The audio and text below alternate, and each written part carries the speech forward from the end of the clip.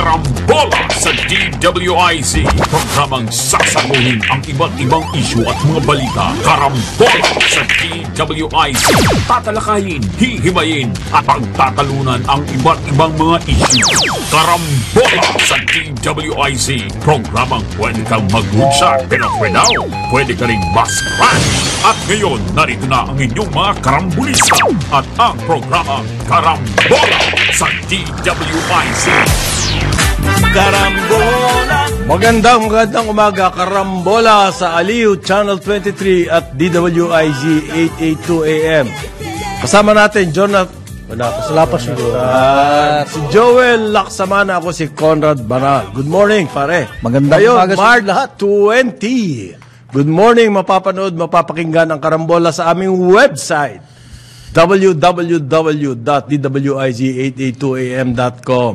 Pang iOS, pang Android, i-download ang DWIZ 882 app.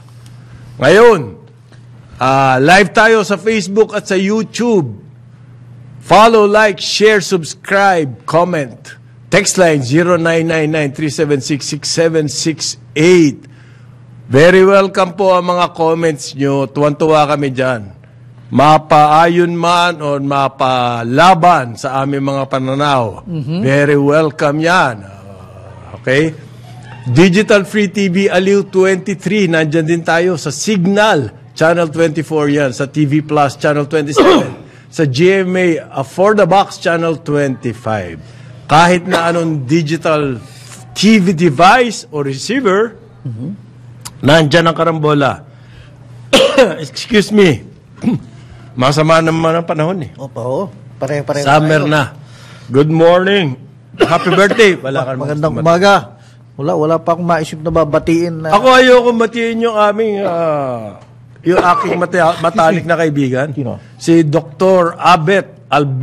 Rizal Alberto Nolido. Uy. Yan ang hepe ng ng pulmo. Pulmonology. Tama. Kasama ko sa Rotary Club of Manila. At Makati, Dasmariñas pala. Okay. Si Doc Abet, yan ang takbuhan ng buong pamilya. Oo. Kapag may... Oo, lahat. Ano? Oo. Nanay ko, tatay ko, lahat. Kami. Family doctor, kumbaga. Hindi naman family doctor, pero kaibigan eh. Kaya, lahat. Lahat ng Karotarians namin. Yan, I see. Napakabait. Kasi may experience ako dyan, nagka-dengue ako eh. Hindi umalis ng ospital. Oo. Hinihintay kung kakailanganin ko ng dugo at magbibigay siya ng dugo. At mula nung minahal ko na siya. I see. Birthday din ng aking kaibigan si Michael Tan. Siya ang CEO ng Asia Brewery. Okay. Kapatid to ni Sharon. Ni Sharon. Okay. Ni Ma'am Sharon. I see. Birthday niya rin. Okay. So, wag natin batiin yan dalawa na yan. Oo. Gusto mo ba wag batiin o wag nang batiin? Well, si Michael Tan, batiin natin. Yung malaki-laking bilao ng pansit mula sa... Aray ko. Oo, dumating. Mula sa Orchid, oo. Ay, teka, nandiyan na rin lang. Babatiin ko, hindi niya birthday, pero gusto kong magpagaling siya. Classmate ko, nung high school, si Ray Duterte. No relation kay VP o yung dating Pangulo. Si Ray Duterte, real estate yan. Classmate ko yan. Dati magpapari dapat yan eh. Pero, ewan ko kung nangyari sa seminaryo gagawin pag nandun ka na sa college, bago ordination. Sabbatical. Pare. Kalalabas sa'yo. Lumabas ka muna. Tingnan mo kung sigurado ka. Lumabas siya. Okay. Nakilala niya ang kanyang butihing may bahay ngayon. Kanyang ayan, para silang Christmas tree pare. Mga 8 yata anak nila. Si Ray nagpa-bypass. Nandiyan siya ngayon sa Medical City. Pagaling ka, Ray. Okay. Kayang-kaya yan. Yes. Pero lifestyle change na tayo, Ray. Okay. Ano na raw? Okay. New era. New Sabi era? ng presidente. Okay. Grabe. Alam mo, kahapon ho kasi, ang presidente, bisita niya. Oo. Yang mga, nagkaroon ng round table, itong World Economic Forum, round table sa Pilipinas, bihira yan. Kahapon ho, nagkaroon yan. Sa Malacanang mismo ginawa. At ano ba significance nitong pagpunta rito ng World Economic Forum at BU Roundtable? Yeah. Makikita niyo po yung binibigay na importansya Oo. ng ibang bansa sa Pilipinas sa pag-unlad na economy. Okay, papaliwanag natin mamaya yan. Ang sabi kasi ng Presidente, new era for investments. Okay. Bakit? Kasi economic liberalization policies daw niya. Okay, yung keynote. So,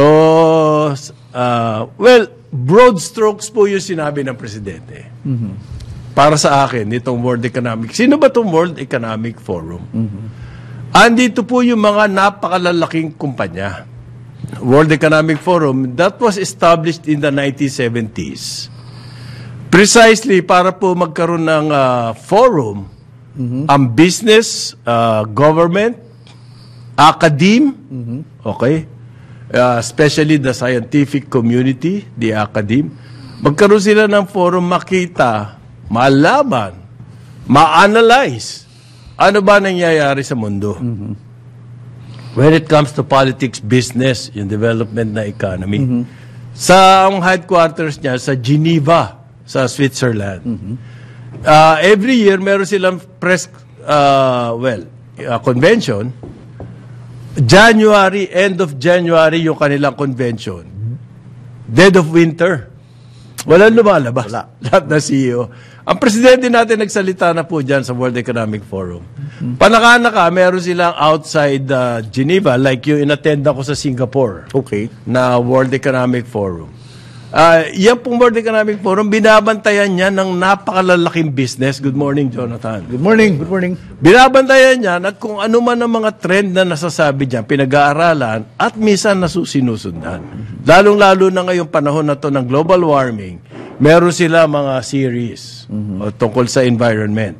Yung sinabi kahapon ng Presidente, new era for investments. Hindi lang ho siya ang nakakakita yan. Makikita nyo sa news, US. Yan ngayon, si Blinken, ang sinasabi niya, economic stability equals national security. Okay? Eto, laman na naman ng headline, yung Canada, katakot-takot na mga economic views na binibigay sa Pilipinas. Yung Japan, ganun din. Meron tayong ongoing free trade negotiation with the European Union. Tapos nandito ngayon itong World Economic Forum at ang binebenta ng Presidente, new era daw. Okay? Tagal na yan. Matagal na yan, new era. Yung mga sinasabi nila ng mga economic stability equals national security, that's been the mantra for a long, long time. Okay. It has always been. But many of these developed countries break these things in their favor. Ito po ang sabi nung pinuno ng Presidente ng World Economic Forum, si Borge. Borge ba tawag doon? The advocate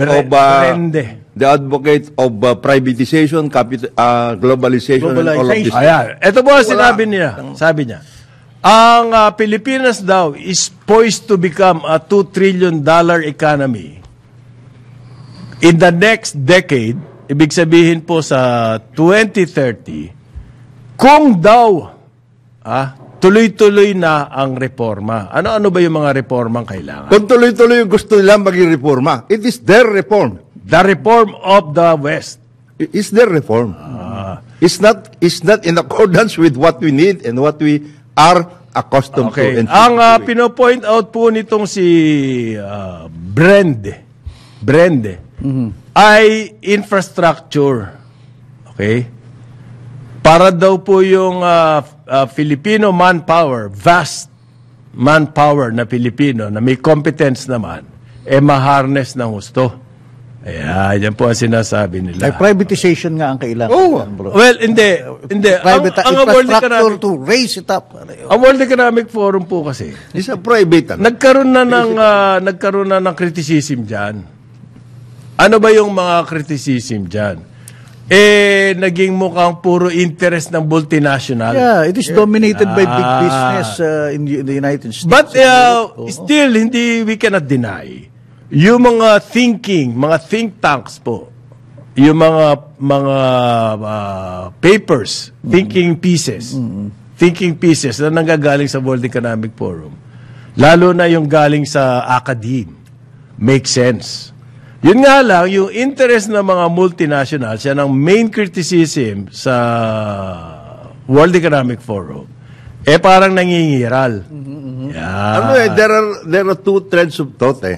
Yung World Economic Forum is one. The other one is, if you take a look at what's been happening over the past several decades, there is also the thinking coming from the BRICS group, which is essentially the enhanced grouping of the non-aligned movement before. Okay. Yes. Ngayon, how does this relate? Alam nyo po talagang parang merong nasasabi nilang analysis sa business community na concerted effort. Diyan po sa mga kaibigan nating foreign governments na seriously look into economic stability ng Pilipinas dahil nga dito sa China issue.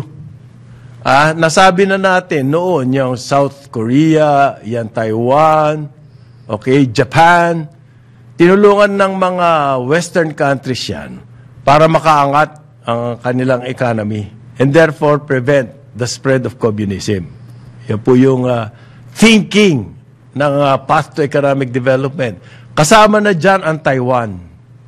Kasama na rin dyan ang Hong Kong. Okay. Ngayon, ka-announce lang pa rin, Jonat, sa White House, Trilateral Summit.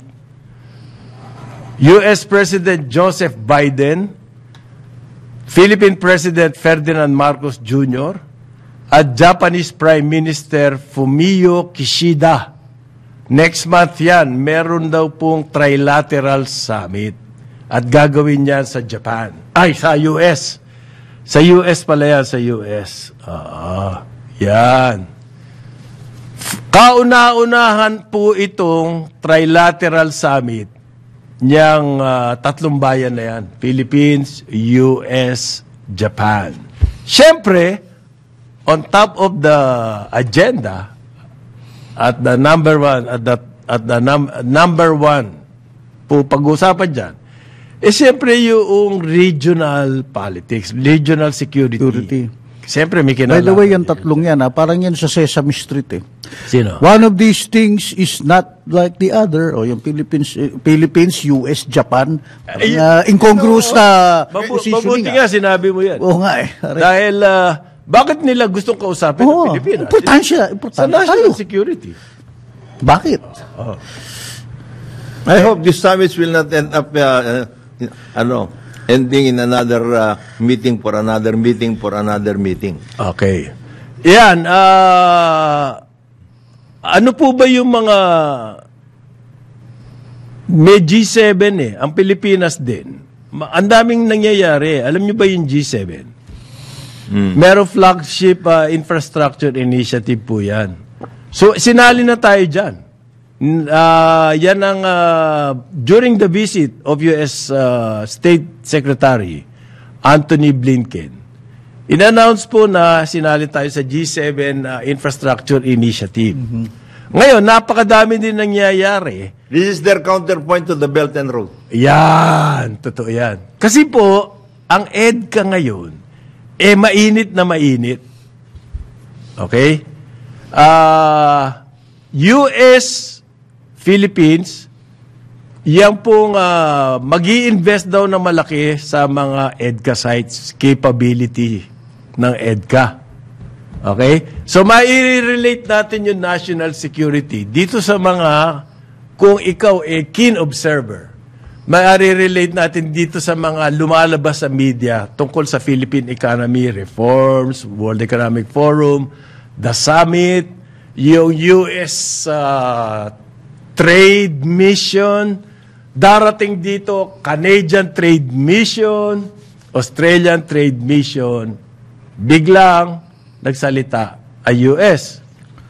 Yan daw pong ginagawa ng China sa South China Sea ay provocative actions. Parang nagsimula na yung Simula na ata yung rattling. Ako, dati na nag-saber rattling yung mga yan. Dati na ba yun? Oo. Ang, To our, kasama yung bigla. To our disgrace. Ah. They are saber rattling to the last Filipino. To the last Filipino. Yeah. Yung... Meanwhile, China They will wage war against China to the last Filipino. Basta ko, Diyos. They will undertake all of this saber rattling to the Ayan. last Filipino. Ganun. Sabi, pero nagsalita rin ng China, pare Jonathan. Oo, yan. Banggitin mo yan. Yung sinabi ng China. Sabi po ng China, US has no right to interfere in South China Sea. So, reaction po yun dun sa bisita ni US State Secretary Antony Blinken dito sa Pilipinas. Okay? Kasi sinabi niya, we stand by the Philippines. We stand by our community. Solid na nga eh. Rock solid. Rock solid. At saka, yung relationship daw natin is strategically in overdrive. Ayan, pare, ang ganda. Rock solid ba yun? Ganda rock solid. Puro salita pa lang yung economic. As skill. Yung ganun eh. Overdrive. Lahat na lang. Hindi. Let it not be said that Blinken is not an enthusiastic man. Ha? Ang point po namin dito, Ano siya eh? ganito. Ang daming talkies Tokis. tungkol sa tutulungan ng Pilipinas when it comes to economy. May US trade Lahat na mission. lang. Lahat. Investment na 1 billion. World Economic Forum, sabi nila, 2 trillion economy daw. Okay, Japan, nagsalita rin, Canada, Australia, lahat. Maraming talkies. Ang question namin, ito bang talkies na to, na lahat na to, will lead to actual concrete results para umangat po ang What do you mean? In terms of investments or access sa markets nila? O ano? lahat. Everything. Lahat. Everything. Opportunities. Oo. etc. Oo. Okay? Bukod doon, yung transfer ng technology. Naku. Yung mga ganon, no? Alam nyo ho, ang China umangat yan dahil sa foreign investments. Ganyan din ang Japan. Ganyan din ang Korea. Ganyan din ang Taiwan. Kung puro talkies ang naririnig natin, yung talkies kasi po, ang hirap kainin yan. Eh. If in the next Kahit may patis. if in the next few years, not even Abbott, Colgate Palmolive, Apple, everybody else come back to the Philippines, wala yan. Intel. FedEx. Ayan po yung mga umalis. All of this. Ford. Yun na lang, intravenous, we are still importing intravenous. Yun na lang, yung toothpaste. Yan. Galing sa Indonesia yun. Shampoo, galing sa Thailand. Mangyayari yan, sir. That is what is being dangled in front of us sa World Economic Forum at ng US. Alam mo, only if we embrace the golden straitjacket. Global liberalization of our economy, privatization, investment. Our friends in ASEAN, Malaysia, Thailand, Indonesia, Vietnam, even Vietnam, hindi naman sila nagaganito. Hindi sila nag-embrace They never get to be talked to about ironclad, etc. They never. Overdrive, walang ganun-ganun. Pero umuunlad sila. Ilan ang nakuha ng Indonesia the last time around? Last year, in terms of FDI, na tayo, bumaba tayo, Sa no? Sa Malaysia. Manufacturing. Pero yung Indonesia noon, Malaysia, hindi na sila dumanas sa ganito napakadaming talkies. Yun na nga ang sinasabi kong Jonathan. Yung mga ibang ASEAN countries, parang merong concerted effort magkaroon ng spin regarding economic stability in the Philippines. Even Thailand did not go through this. Ay, hindi kasi wala silang kailangan na EDCA ron eh. Ito. No. Hindi nga, yun yung linya ngayon. Yun yung linya nga, kumbaga, ini-spin ngayon. Oo. Yung mga NICS, yung Japan, yung NICS, yung Korea, yung Taiwan, nagkaroon po kasi ng threat, national security. Kaya, ang naging principle niyan, kapag malakas ang economy, maayos din ang national security. Tumpak. Kumbaga, yan yung spin na ginagamit sa Pilipinas. Okay yun sa akin eh. Okay ba sa'yo? Pero ayoko puro talkies. Kung ginawa nila. Ayoko ng talkies. Kung ginawa nilang tumulong. We need ganon. Kung ginawa nilang tumulong. Like in the case of Thailand, for example, it was the red line defense as far as Vietnam was concerned. Kasi doon nang yung Vietnamese Noong mga papasok 60s, 70s, ganyan, no? Tsaka po yan yung kanilang kumaga, base nila supply base ang Thailand. Kaya yan nga yung Miss Saigon. Yung Miss Saigon, Miss Sin yun sa Thailand kasi malapit yung Thailand sa Vietnam. Magkalapit yan, hindi China. Malapit na sila. Pero tuloy mo istorya. Pinayagan nila doon sunod-sunod na strongmen. Doon sa Thailand. Military actually. And then, naglagay sila ng mga Oh. businesses at lahat. Ayun. Well, may encouragement. Pero now nawala na yung- encouragement din yun galing sa... Ano talaga? Matindi ang Tinutulak. Matindi ang tulak nila ngayon. Mangyayari ba sa atin yan? Ginawa rin yan ni FM noon. Et cetera at lahat. At pinayagan din siya. To the credit of the US at that time. Nandito yung mga Ford, et cetera and everything. Domino theory kasi. Nung wala na silang nung si FM was trying already and he was the first among all the ASEAN leaders to have a rapprochement with China, ito na sila. Medyo gumaganong. Doon nagsimula. Nag-ano na sila. Nag-cha-cha sila. Cha-cha. Cha-cha. Oo, tsaka, Cha-cha. dati. Atrasabante, cha-cha, ibig sabihin. Oo, atrasabante. Dati tumatango sila sa atin Waltz sarap Ngayon, cha-cha na. Nung gumanon na sa China. Hindi cha-cha, charter change, Hindi. Cha-cha. Cha-cha. Tantan, gumaganong. Cha-cha na sila. Umiikot-ikot na sila doon. Ang cha-cha pa man din, may ikot yun. May ikot yun. Yung tatalikuran mo yung partner mo, parang ganon. Tapos babalikan mo ulit. What I'm trying to say is lessons learned. Ito naman hindi masama. Hindi. Ang sinasabi ko lang, we have to take them for their word. O sige nga, sinasabi nyo, pabalikin ninyo dito yung mga yung investments ninyo, ganito. If they're going to do that right now in the Hanjin shipyard, which has been there for 8 years, kanila na. Severos. Tapos na yung Tokis nun Kaya nga, where is it now? It has done its purpose. Ayun. What is its purpose? Nag-Tokis. Hindi, ano nga yung purpose? Yun na nga. Hinayupang na Tokis na yan.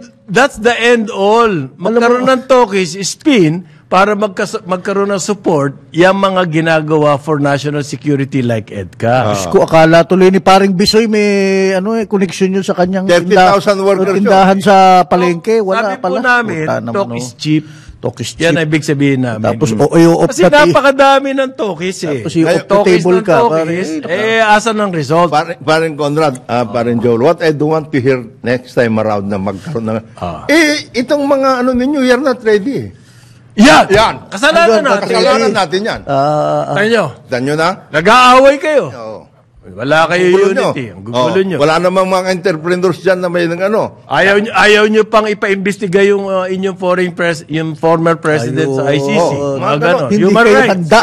Gagawa na rin. Kaya. Malaking bagay sa mga Amerikano yan. Sa kanilang larong American football, iba yung quarterback, iba yung receiver. Palpak daw tayong receiver. Ayun. Ito, Hindi tayo magaling. tignan mo Sumalo. I was just reading kanina, paring Conrad, paring Joel. Yung tungkol sa nangyayari sa Israel. Binanatan ni Schumer at saka ni Biden. Isipin mo, nakialam sila. Isipin mo yung Senate Majority Leader, the top-ranking senator, na Democrat si Schumer. But in the middle of war, sa Israel-Hamas, sinabi niya, palitan nyo na yung presidente nyo, mag-eleksyon kayo. Kita mo. Wow, pare. Israel to. Sobrang pakikialam na yun. Grabe yun. Ang policy po kasi ng Amerika dito sa Asia, masasabi natin, centered on the Taiwan issue. Yes, right now. Okay? Wala na yung Vietnam Wala na yun. Ina-issue. Taiwan issue. Ang Anong gagawin ng China sa Taiwan? Yan ang pinaghahandaan ng US ngayon. And centered on China. Dahil doon sa Taiwan Straits. Gaganon nila China. Okay? Ngayon, merong mga palatandaan na nagiging aggressive ang China when it comes to geopolitics. Yan ang nangyayari nga sa South China Sea. That is the assessment of this Roger Powell. Meron nangyayari. Ngayon, totoo naman, nag-establish sila ng military bases and everything malapit sa Pilipinas. Kaya yung mga Pilipino, marami dito, hindi naman lahat, marami nag-uudyok na kumanap tayo ng kakampi para to neutralize China. Yan po yung nangyayari ngayon. US, EDCA, and everything. And it's all centered on the Taiwan issue. Ang US kasi meron sila, ewan ko ba, special attachment sa Taiwan. I think because the history. May history. Yung Chiang Kai-shek. Hindi, yung Chiang Kai-shek, sinuport nila versus Mao. Hindi nila makakalimut-kalimutan. Natatanga-tanga sila. Hindi nila nakitang si Mao pala yung may support si Chiang Kai-shek ng masses. Yung misis niya, ginagamit Mga lang sila. Sung, mga Sung Ginagasa rin sila. The Sung sisters, ginagamit lang sila. kaya- Kaibigan kasi yung publisher ng Time. Sino yun? Sila Luz, Gucci. sila ano. Si Sko. Gucci. Barkada yung mga yun. Luz. Henry Luz. Barkada yung mga yan. But Well, hindi nga kaya nga naging gano'n ang policy ng US dahil heavily influenced sila ng mga lobbyists from Taiwan. And at the same time, they were being barred na. Wala na sila. And the China market, yan ang pinakamalaking market in Asia. Sarado sila. Sarado sila doon. Because nanalo si Mao. Pero at the start, ang gusto ni Mao, sumulat pa siya Yes. ng Actually, handwritten note sa totoo lang. with the US Magkasama tayo. industrial might and the Chinese labor force. We will make... The world will benefit. Yan. Sinabi from niya this. yun. Okay. It's not as if maglalaban sila. No, simula, ang si Mao nga, extended, Oo. friendly yan. Pero very adamant ang US But that ng was- Taiwan support. Dahil nando sila Chiang Kai-shek. Yung... pro-democracy ang Taiwan Never in the cards sila na... Bakit? Ang China could have been democratic kung If they- nagkatuloy. if they only- Nag-red scare nga sila sa Amerika. Hinira nga nila lahat ng na medyo pro Yan China ang nangyari yari. kay Deng Xiaoping. Oo. Okay. 8:31 ng umaga sa Carabola sa Aliw, Channel 23. Balikan natin ang ating mga karambulista at ang programa Karambola sa DWIZ. Karambola sa Aliw, Channel 23 at DWIZ 882. Kasama na natin, paring Jonathan De La Cruz. Good morning. Joel Laksamana, ako si Conrad Banal. Good morning po ulit. Morning. Ayaw mong batiin niya. Okay, ayaw namin batiin to. Dahil sigurado ang kanyang ama ay magpapapansit pagkatapos kong batiin. Yan. Maligayang kaarawan kay Allen John Constantino Ibanez. Oy. Ang anak ni Sir John Ibanez na kanina. Yan daw yung saka ng gwapong. Saka ng gwapong... Kaisa-isang anak. At, His favorite son. yes, at happy magpapapansit sa tatay niya. Oo, sigurado. Teka, Happy teka, birthday. teka. Ano bang bihon? Kanton? Pwede. Kanton Bihon. Kanton Bihon. Pwedeng pagsama Kombinasyon. yan. Palabok. Ayun Wala. na. Na maraming ano sa taas. Yan. Manok. Yan. Butter chicken. Teka muna, meron sana, happy birthday Allen John. Anyway, gusto ko sanang ito konting public service. May kaibigan ako, si Rica Aquino Uy. Ano to? Concert pianist to. Talagang kilala sa PPO, yung Philharmonic. At the same time, mahilig sa boxing. Very incongruous ang interest ni Rica. Ngayon, nag-asawa siya last year yata kay isang boksingero. Love story of the year to si Alan Ortiz Uy. Mantakin mo nung itong si Alan nga ba ang pangalan? Tama. Anton Ortiz Uy. Nagkaroon ng event sa Rivera Street, Baclaran, sa Parañaque to Meron dong gym, ang pangalan Dynasty. Nagkaroon ng event, yung parang URCC, Mixed Martial Arts. So, alam mo, maganda event, maraming tao. Nung natapos na, pauwi na sila, isipin mo, grupo to ng mga boksingero pa sila. Abay, hold upin ba naman sila sa Rivera Street? Nagkataon gabi na, madaling araw, mga 1 o'clock. Marami sila. Mga 4 sila. Marami rin yun ng hold up. Ay, binangga yung isa, si Anton, ng e-bike. Nung binangga siya, yun na pala yung hudyat. Tapos bumaba yung mga nakasakay at mayroon pa palang isa pang riding in tandem. May hawak sila mga tubo at panaksak. Kabuti na lang, itong 4 na boksingero, marunong lumaban. Pero yung Anton, pinagsasalag niya lahat. At ito, hindi ko masama yung mga retrato. May palo siya sa ulo at tinahi at lahat. Ano yun? Parang nakawan? Hold up, Ano? hold up. Hold up? Tapos nakuha yung kanyang belt bag, tangay, lisensya, pera, lahat. Yung apat, buti nila mga boksingero sila para silang nakipag-away, then pero nakatakas yung mga salarin. Ngayon may CCTV. This happened 2 nights ago. Hanggang ngayon itong pulis Parañaque kay Mayor Olivares, wala pa ring aksyon, wala pa ring nahuhuli. May CCTV na, nandun na sa, Ikaw naman, wala kinalaman sa South China Sea yan. yan. Hindi, pero still, Hindi, this is crime sa walang ating... spin. I mean, Hindi spin Colonel yan. Carduque, yung police chief ng Parañaque. Colonel, baka gusto niyong tignan ka Tsaka, ito. yung lugar daw na yan, Pupunta lang. yung Rivera Street pala na yan, talagang dati na yan, dyan sa Baclaran. Notorious. Notorious. Huwag kang magkamali dyan yung lalakad-lakad ka. Ito, mga boksingero na, they know how to defend themselves. Ginulpi sila, walang takot yung mga, salarin. Saka Mayor Olivares, yung barangay chairman ng June Saide. Ayun. Tignan niyo ng mga mabuti Oo. itong mga ito. Baka hindi tigas sa inyo yan, pero gumapang sila pumunta sa Baclaran. Oo. Ayan lang, basta yan na, kawawa naman to sila Rica at Anton Aquino Uy. Nananawagan lang sila. Justice lang ang gusto nila. Nanakawan na, nagulpi na. Yung Meron daw na, CCTV. Diba? Tingnan May niyo CCTV ito. Mayor Olivares, Eric, Oo. Colonel Garduque, Okay. PNP Chief of Police ng Parañaque, at saka si Barangay Chairman June Saide. Okay, yun pa lang po. By the way, yung pinag-uusapan natin, bro, meron ako nabasa, yung dating natin, National Security Advisor, si Clarita Carlos. Meron siyang, very nagte-trending strategic autonomy, strategic autonomy at saka armed diplomacy. Something like that. Conflict yun. Uubra ba yun?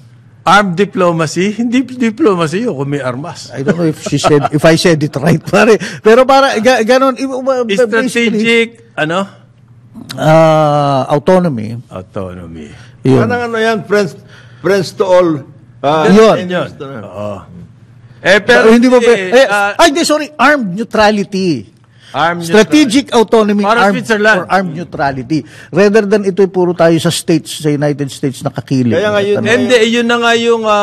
friends to all. Yun ang... Enemies to Friends none. to all. Oh, yun na nga yung... It's not achievable in the age of EDCA. Especially at this time when the US is aggressively Oo. getting Yes. into the... At saka tayo, tahasan na we went to the side of the US under the BBM administration. Okay? No turning back dito sa panahon na. Dahil po sa nangyari niyan, kaya namin nasasabi na napakadaming talkies. Cheap word, talk is cheap. 1 Tungkol billion dito sa incentives, dollars incentives. Cheap. investments yun. Hindi incentive, investment. Investments? Kung darating. Ewan Ikaw natin. naman, Hope Springs Eternal Well. Gusto po nila daw tayo maging chips. Manufacturing center ng chips. Ayan, Electronic ayan. chips. Electronic. Totoo ba yun? Not to take it away from the President's initiatives, he may have some things, he may have some information that is not available to us at this point. Okay. So, okay. Ang sinasabi lang natin, Kaya nga medyo cryptic yung Mga statement. speech niya sa Malacanang kahapon. Ang sinasabi niya lang, opening up of the economy, new era for foreign investments, okay. Kung merong talaga mga concrete, actual negotiations na nangyayari niya na hindi po pwedeng sabihin, okay, yes. well and good. But as of now, ang nakikita po namin, napakahaba ng talkies. Since last year, puro talkies. Meron man nangyayari, halimbawa sa mga trade issues natin Ongoing. with the US. Sabi nila, that's off the table. Doon pa lang, barado na tayo. Binara na kaagad tayo. Pero ito, meron announcement. Ang US Trade Representative, itinaas daw po ang sugar quota ng Pilipinas for this year.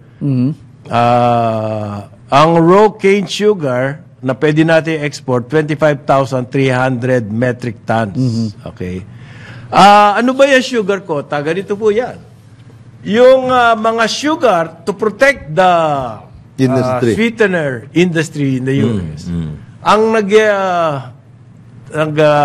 bebenta po ng sugar sa Amerika, may tariff. May history dyan kasi dati ang sugar Comes from... naging exotic Oo, exotic. na ano yan. That's the word. Oo, pati sa the Europe, ganyan sugar. So naging mga sugar yung mga Central America, Cuba. Cuba, Philippines, maski up to Brazil, South America, sugar. Ang dami sugar production dyan. Pagkatapos, binabaha ng sugar ng US. So nagkaroon sila ng tariff na mataas. Kasi meron din silang local. No. Like the high fructose, corn syrup. Meron silang alternatives Ayan, pero pati. So mataas po tariff niyan. Ngayon, parang pampalubag loob sa mga bayan kamukha ng Pilipinas, nagbibigay sila ng kota ng mababang tariff. And therefore, makakalaban itong mga sugar na to. Better US, ang prices po ng sugar sa USA, mas maganda kaysa sa iba.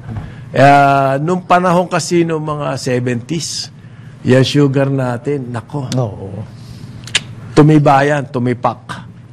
Okay? So, tinaas daw po yung ating quota. Ito ang tanong, can we meet? Meron ba tayong enough sugar for export? We will meet it by importing more. Nag-i-import nga tayo Nag-i-export natin dun sa Ano yun? Papasok kami sa labas? Ano yun? May ano yan May categorization sila ABC. Sugar A, sugar B. Okay. Ganon. Meron. Ano tayo? Low. Just to make sure that we meet the quota. We will have enough sugar for the quota. We will not have enough sugar for local consumption, but we can import that. Ngayon, hindi pa raw po nagsasalita ang Philippine Sugar Regulatory Administration, SRA, kung we will try to meet the quota. So, yun nga yung sinasabi ko sa iyo, kulang nga ang local production So, anong use nito? Meet the quota, otherwise we will again be... Kung yung binigay sa sugar, bigay na lang sa garments, payag ka? We meet the quota, otherwise we will be at the receiving end all over again of all of their harang. They will harang us with, tignan nyo, binigyan na namin kayo ng benepisyo Oo. Hindi nyo ba kaya? Hindi kayo handa. Kaya nga binigay yun dahil hindi naman kakayanin. Gaganinin tayo niyan. Kaya binigay dahil alam nila. Alam mo, wala na sugar yan bigay na natin. So yung binigay sana sa sugar, bigay na lang sa garments. Pwede kaya They yun? will not do that. Hindi? Yeah. Because they've given a lot of their quotas to Bangladesh and other countries. Binigyan ng malaki yung mga Australia. Mga ganon. Kaya nga yung mga Australian producers, they come to the Philippines and then make it, yan po, trade issue yan. And yet, ang ating Department of Trade and Industry, ang kanila pong inaatupag daw ngayon ay yung mga uncertified products. Pare, nire-read. Certified products. Okay. Extensive monitoring activities. Yung mga uncertified products. Ano ba yung mga uncertified products na yan? Hindi naman nila sinabi. Pero may press release sila. Uncertified products, labag daw sa batas yan. Yan. So, ang dami natin trade problems. Etong uncertified trade products ang ginagawa. Anyway, meron pa pong isa tungkol sa malakas na importation natin ng kape, di ba? Sinabi ko na sa inyo. Yes. 80% ng ating ginagamit na kape, imported. Nakakalungkot to dahil dati, isa tayo sa mga superstar sa coffee production. Okay. Ang nangyari daw po hanggang ngayon, hinahanap pa rin ng Department of Agriculture asaan yung mga coffee farms na supposedly binigyan ng mga libreng coffee seedlings. So, nire-review po nila yung programa na yan. So, magkakaroon kaya ng kasuhan dito, pare? Sana, pero wag naman yung kaso bawi. Ano kaso bawi? Kagaya nung ginawa nila, nagmadali sila doon sa NFA. Kawawa yung mga nayari doon. Suspend for one day and then bawi another day. Million daw pong coffee seedlings dapat ang naipamigay nitong Bureau of Plant Industry. You mean to tell me you don't have a listing? Nire-review nga. What are they reviewing? Do they have enough data? Ano, blankong papel, ganun? So, nag-react lang po kasi ito doon sa expose, supposedly, ng Philippine Chamber of Agriculture and Food. Sinabi nila, hanggang ngayon, wala pa ako nakikitang local sourcing. Yung ating kaibigan na nagpupunta pa ng Benguet to source coffee, si Martin. Martin ko. Oo. Iilan lang yung mga yan. Dapat kung milyon-milyon na seedlings na yung kape na naipamigay ng Bureau of Plant Industries, dapat napakadami ng coffee for export. That particular question is also addressed to the DNR, which for the past 12 years has been involved in a multi-billion national greening program. Ha? Where are these greens? Where are these trees? Asa ka pa. No. What I mean is, yan nga yung problema natin dito. No, I'm sure may data naman na there have been a lot of greening programs. They have data. Where are the trees? Oo. Hindi. Ito sa kaso ng kape. Ibig mo sabihin, hindi na mo monitor yung programang yan? Na napakalaking budget? Kailangan nyo mag-review. Hindi nyo napansin na despite meron ka ng programa giving away millions of coffee seedling. Hindi mo man lang alam. Hindi mo napansin na walang nangyayari? Kailangan pang sitahin nitong chamber, Agriculture Chamber of the Philippines. Kailangan pa nila sitahin, so wala nangyayari dyan. The sad story is, ang laki po ng importation natin na coffee. And yet, ang ating weather, ang ating lupa, sapul na sapul sa kape. When you say importation, anong mga klase? 80%. Iba-iba yan. Iba-iba. Merong coffee beans. Merong... ang Starbucks imported na kape niyan. Hindi na bumibili sa Starbucks. Look, yung mga Nescafe instant coffee. Ayan. I support ang lagi kong binibili Sagada Coffee o Cordillera o Barako basta Batangas. But ako yung hindi ko napapansin gourmet. Yun, pero galing Tagaytay din yun. Ilan lang tayo yung nagtatalig. Akala ko nakakarami tayo. Napakaliit lang ng maliit lang yun, kung ganun. Pero dati, ang coffee po, export, cash crop yan eh. So, yung mga farmers, kumikita sila ng malaki pagkape. Yung mga gaya ng instant coffee, Nescafe, yung mga nakikita ko sa supermarket, Ay. they arrive here na dito pinapak. Galing sa, yung iba Malaysia. In bulk. Yung iba Thailand. Hindi, naka-sachet. Yung iba naka-sachet, yung iba, dala-dala nila yung mga kape na tapos dito minimix. Tapos minimix dito. Yun na. And that's the bigger market, kung tutusin. Kailangan mapag-aral. Si Martin kasi kailangan makausap ulit si From Martin. Brazilian daw, merong South. I thought we were making inroads sa coffee production. And, 81. Nag-cover ako sa trade fair sa Germany. Yan ang number 1 export natin. Sa Germany, kafe. Coffee beans. Hindi ko lang alam kung ano yun Arabica or is that kung Cafe Batangas, yung Barako. Add to that, na marami akong kaibigang mga kapwa ko senior citizen, nagsipagretiro at nagsipagbilihan ng lupa sa Amadeo, o saan, at nag-gentleman farmer, Kala ko sila nakaka-produce ng, kasi dream nila, produce ako sarili kong kape. Ayan, gano'n. Hindi nga ang programa, mamigay na seedlings. So, hindi lamang yung mga gentleman weekend farmers. Sila paring Louis de la Cruz. Yung mga totoong farmers.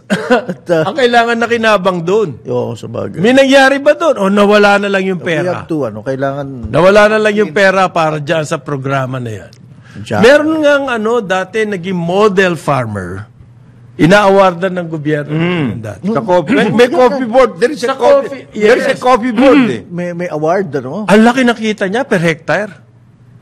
Dahil coffee ang tinatanim niya, dyan yan sa Bukidnon. May plateau dyan na... Ganda siguro kasi gusto ng coffee na medyo mataas ang elevation. May plateau dyan, doon yung mountainous, medyo mountain. They're producing a lot in Bukidnon, but not enough. Not enough pa rin. Kaya nga 80% pa rin ang Oo nga ang laki ng 80%. Kaya nga, para bakit? imported. Because we are a growing population and we are a coffee drinking, not a tea drinking population. Kaya nga, importante yung talagang Yung seedlings. seedlings. Walang nangyari daw. We even have our own Alam mo, ang Vietnam, pare, hindi sila marunong magtanim ng kape. Ang ginawa ng gobyerno, nagkaroon sila ng programa to propagate coffee.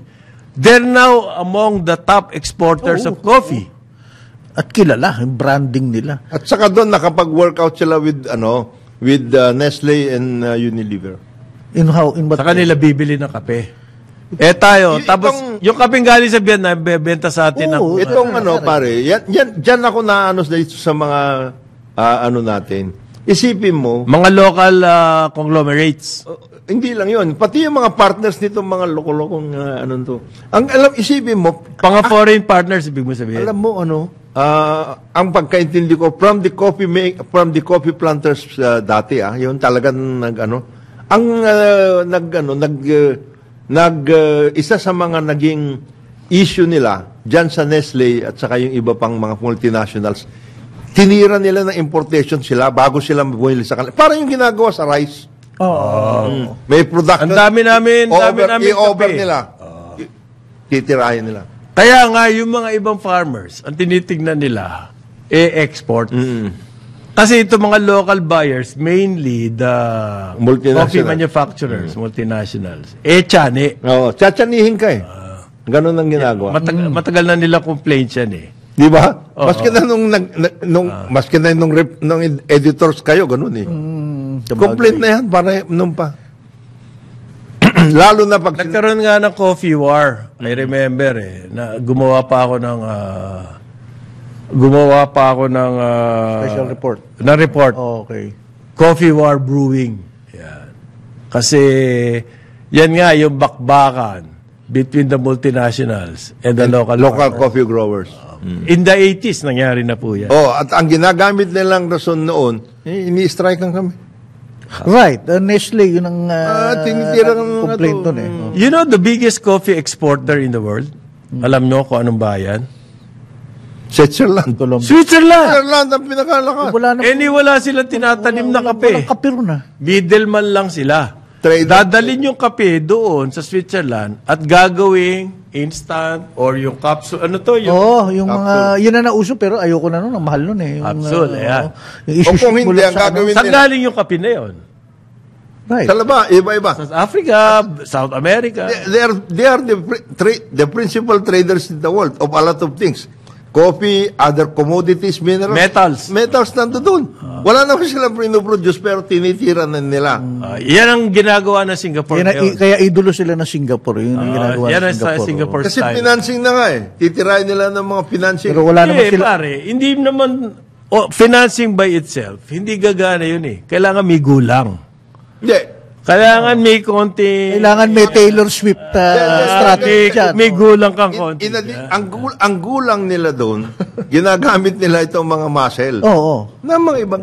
Wala naman silang hinterlands So, yun ang kanilang hinterlands. Well, money is power, parin Jonah. Money is power and then titirahin nila ng muscle ng mga ng mga yan, US, etc., yung mga military, whatever. Kaya sinasabi ng World Economic Forum, bullish daw sila sa Philippine economy. Kaya tignan mo sa ito, yung mga nangyari ng mga napalitan ng mga regimes sa Africa, karamihan doon sa mga yon, either suportado ng Belgians o suportado ng French, yung mga European countries.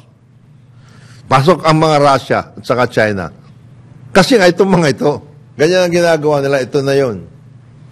Well, marami tayong problema sa trade natin Marami tayong problema sa trade natin. Pero ang posisyon nga ng Karambola, from the start, hindi tayo makabenta ng malakihan exports. Dahil nga mahina rin ang production side natin. We don't have that capability. So kung mag-iingay tayo na mag-iingay tungkol sa trade issues. Tapos hindi naman pala Hindi tayo naman natin tayo kayang magbenta ron. Babalikan tayo. Wala rin. Babalikan tayo. Wala naman.